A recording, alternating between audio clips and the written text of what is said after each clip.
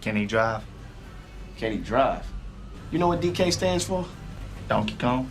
Drift King. Drift. What do you mean, drift?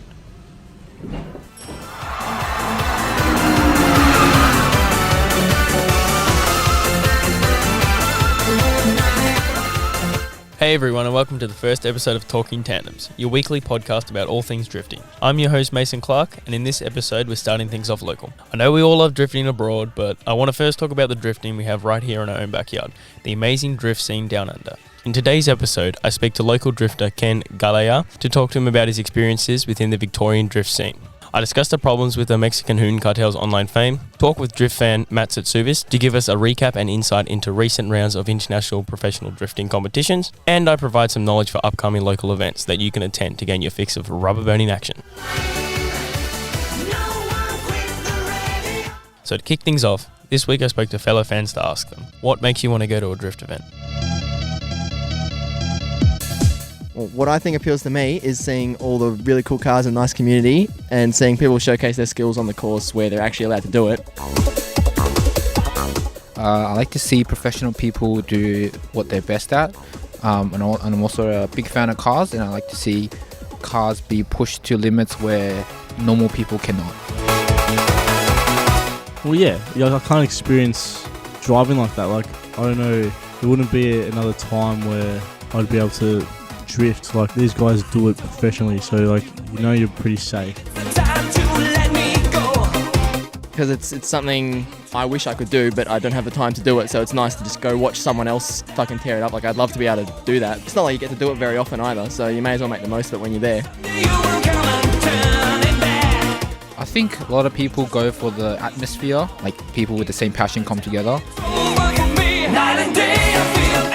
And it'll just be pretty awesome because they're going very fast, and then around the side and the car's going sideways, and I can't do that. Like,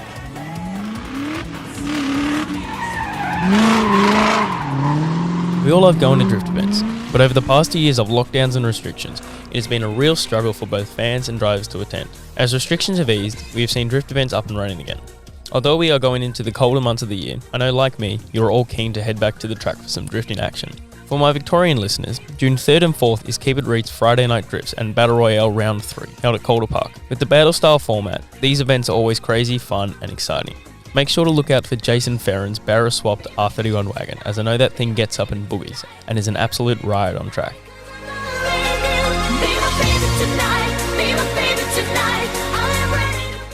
You're listening to Talking Tandems, and I'm your host, Mason Clark.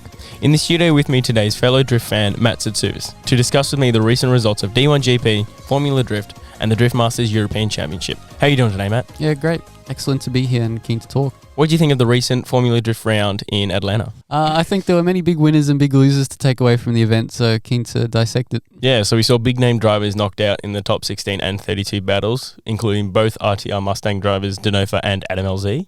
Yeah, well, you know, the great big Adam LZ is really struggling this year with the new team and new chassis. He'll definitely need to start getting results in the future rounds, not making it past the top 32 in the first two rounds, which is pretty poor. Yeah, I know he's in a new car, but I think RTR needs to start seeing some results. Definitely. So my driver of the day would have to be Chris Forsberg, I reckon. So he finished second in the brand new 400Z, and I think in the new chassis, new car, he's doing really well. Yeah, no, I'd agree. Did really well. But I would have to give it to the Romanian Frederic Osbo, who finished first this round. Following, his 2021 championship win, He still seems to be dominating in a league of his own, finishing first and fourth in the first two rounds. So he's really showing how good he really is as a driver. Mm-hmm. All right, so D1 GP. So the opening round of the 2022 season, we saw Toyota's team just dominate the first event at Fuji in 6 years. They finishing first and second. It's too good. Yeah, too good basically, yeah. So, driver of the day.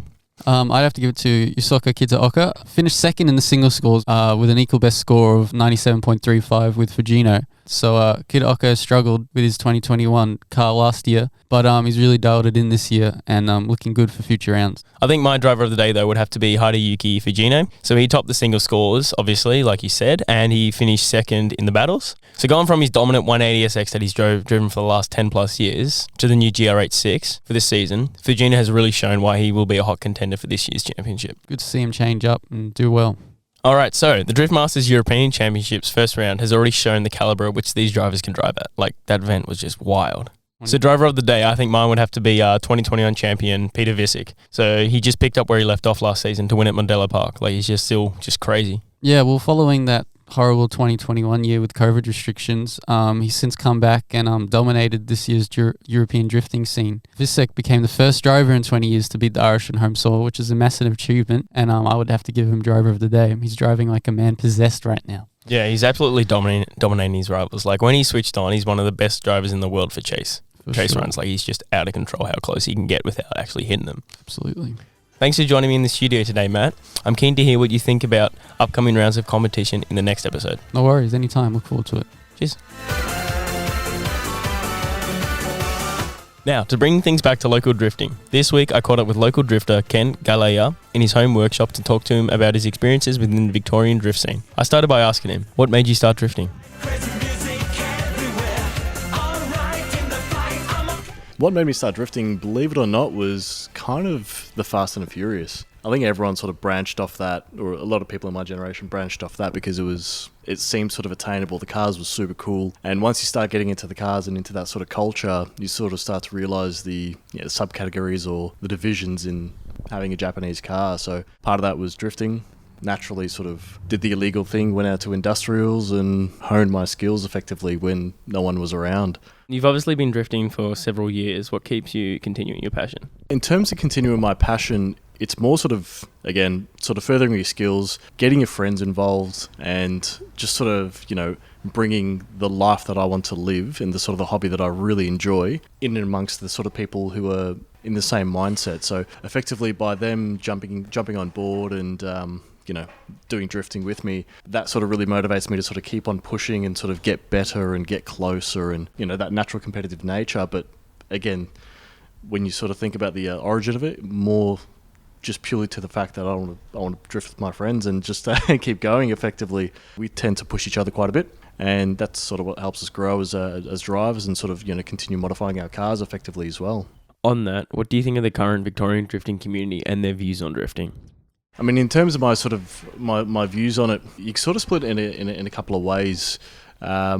There's the way of the legal side, I guess you could say, where you go on the track. You're sort of hoping that there is a committee out there or a group that organises the track days, and it sort of aligns with your lifestyle as well, where you can go in, you can enter, and you can actually do it all. So my views on that are sort of the people who used to do it when I first started out, they're starting to sort of die off and fizzle off a little bit. And now there's sort of a new group or two that are sort of starting to do those track days. And it's a bit of a weird middle ground at the moment where you're not sure sort of which days you should enter and which groups of drivers you'd sort of best be driving with or drifting with.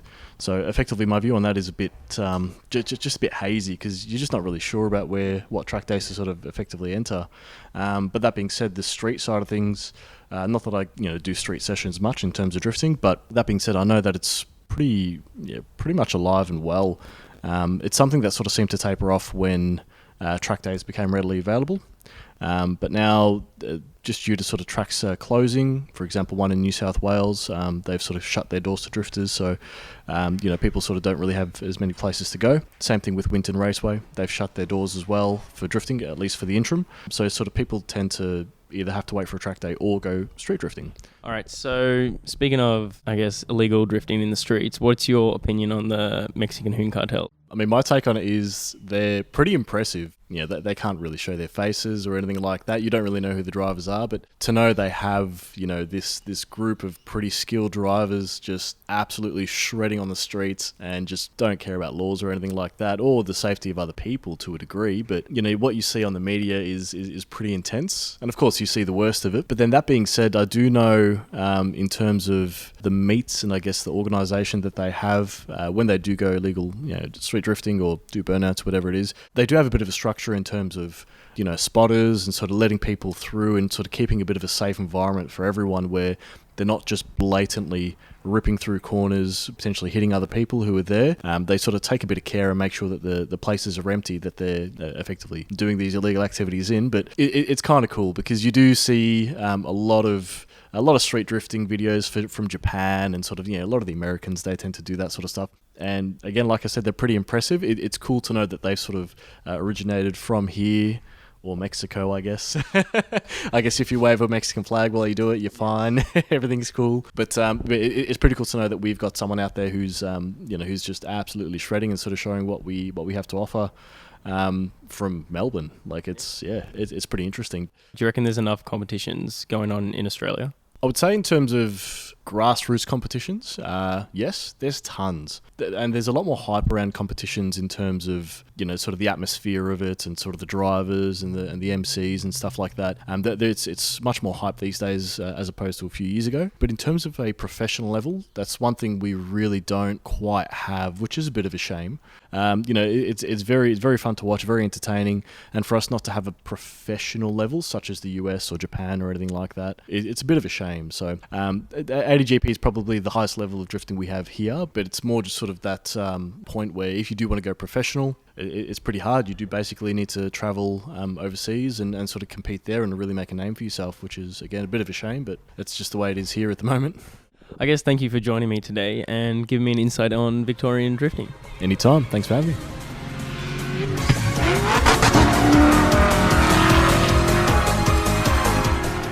You're listening to Talking Tandems, and I'm your host, Mason Clark.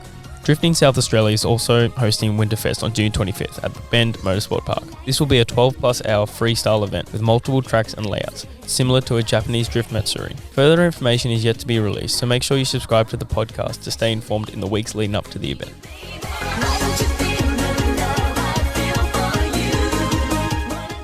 Following on from my question to Ken about the Mexican Hoon Cartel, I wanted to talk about them in more detail and why their online shenanigans and antics are doing more harm than good to our sports image.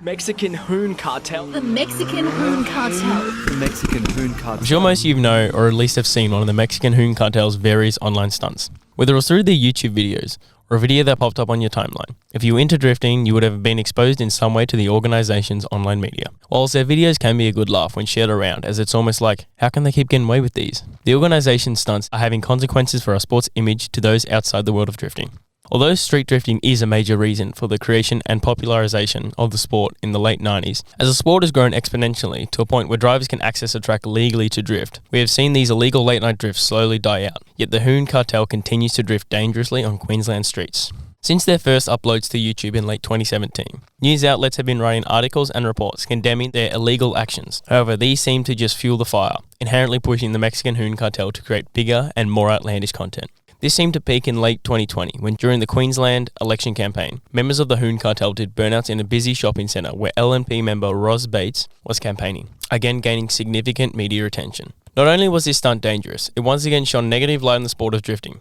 that all participants are tyre shredding hoons with no regard for public safety. And that's the main issue to drifting the Mexican Hoon Cartel creates. Whilst they are risking their licenses, cars and personal life to make these videos, they portray our sport in a way that is not accurate to what it really is. And we've seen the repercussions of their actions Australia-wide. The sport has received negative attention generated through the Hoon Cartel videos, where councils have threatened to shut down tracks like Archerfield Park, a track set up specifically to get drifting off the streets because of the sport's associations to hooning and illegal behaviour.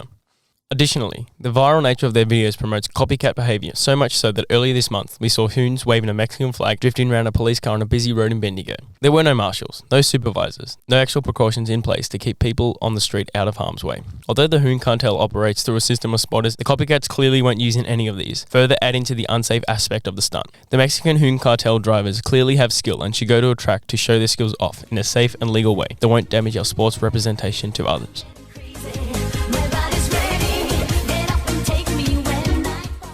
Australian Drift Club is having wet drift nights on June 5th and 13th at Sydney Motorsport Park. Although being more beginner focused on the wet skid pan, you can't complain about the $5 entry fee for spectators, so definitely check out some amateur skid pan action.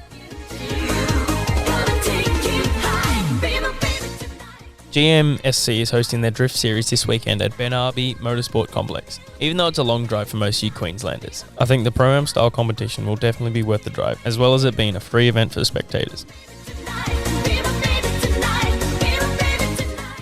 So, thank you all for joining me today, and I hope you enjoyed the first episode of Talking Tandems. Make sure you subscribe to the podcast on Spotify to stay up to date on future episodes. Join me next week as I delve into the inner workings of the Japanese toge drifting scene, to see if it still is continuing strong.